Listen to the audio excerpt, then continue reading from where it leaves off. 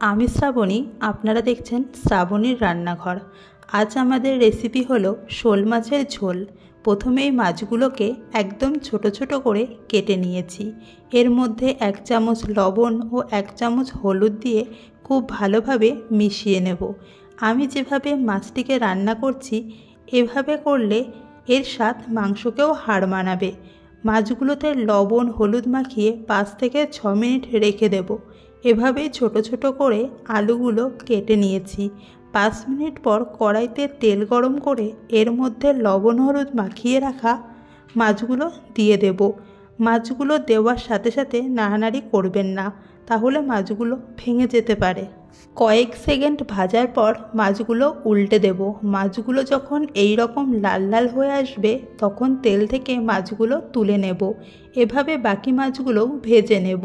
তারপর কেটে রাখা আলুগুলো তেলে দিয়ে এর মধ্যে 1 চামচ লবণ ও 1 চামচ হলুদ দিয়ে আলুটা ভাজবো।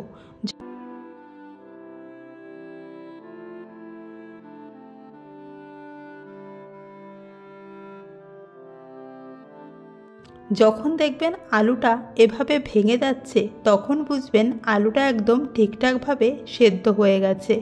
তারপর আলুটা তুলে রেখে ওই তেলের মধ্যে কয়েকটা জিরে ফোড়ন দিয়ে দেব। জিরেটা হালকা হালকা ভাজা হলে এর মধ্যে কাঁচা লঙ্কা, আদা, গোলমরিচ বাটা, জিরে ও ধনে বাটা, 1 চামচ শুকনো লঙ্কার গুঁড়ো দিয়ে মশলাটা খুব ভালোভাবে মিশিয়ে এর মধ্যে 1 চামচ লবণ ও হলুদ দিয়ে মশলাটা আবার মিশিয়ে নেব।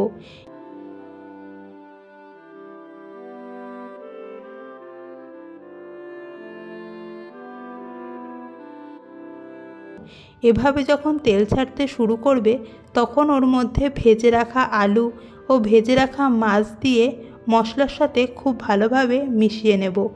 এর মধ্যে 1 কাপ জল দিয়ে গ্যাসের জোর আস্তে দিয়ে ভালোভাবে মাছটাকে কষাতে হবে। জলটা একদম শুকিয়ে যাওয়া পর্যন্ত অপেক্ষা করবেন।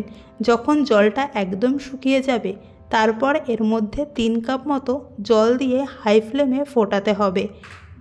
যখন এভাবে ফুটতে শুরু করবে তখন এর মধ্যে 1 চামচ গরম মশলা দিয়ে ভালোভাবে মিশিয়ে 1 থেকে 2 মিনিট ফুটিয়ে গ্যাসটা বন্ধ করে দেব।